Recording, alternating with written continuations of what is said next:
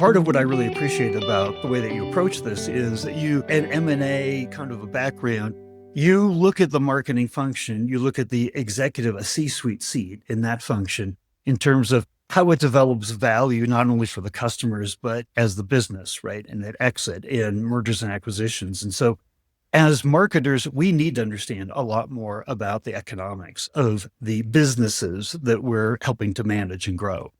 So I'm going to get right in and I'm going to ask you something that I think is one of the biggest issues that we face in the B2B world, especially in an ABM model where it takes months and months and months to work on and close rather large deals. And it's called the trust epidemic. And I'm going to cite a stat or two, like out of the most recent LinkedIn Edelman Trust Barometer, where they looked at over 32,000 respondents worldwide.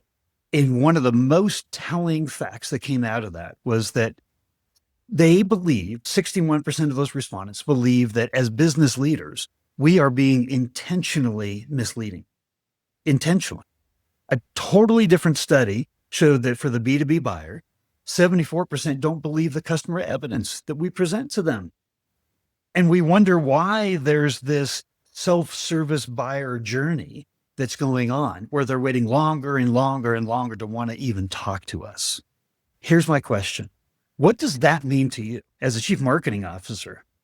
One, I understand the data behind that. I think the number is a tad misleading. I don't think that companies are necessarily intentionally misleading customers.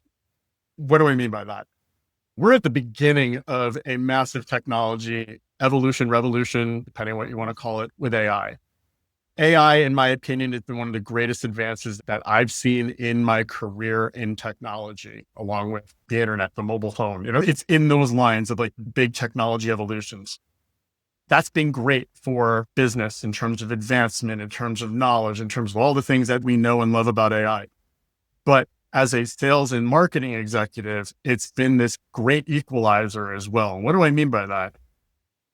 It has allowed for companies to spin up very quickly, sometimes overnight. I wake up every morning and someone lobs me over a new logo that says, hey, these guys look and smell an awful lot like us.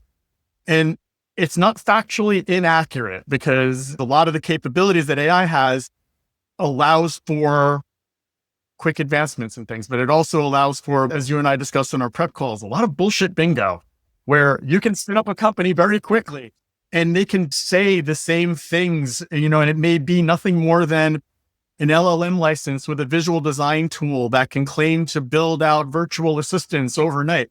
There's no technology behind it. There may not even be a customer base behind it.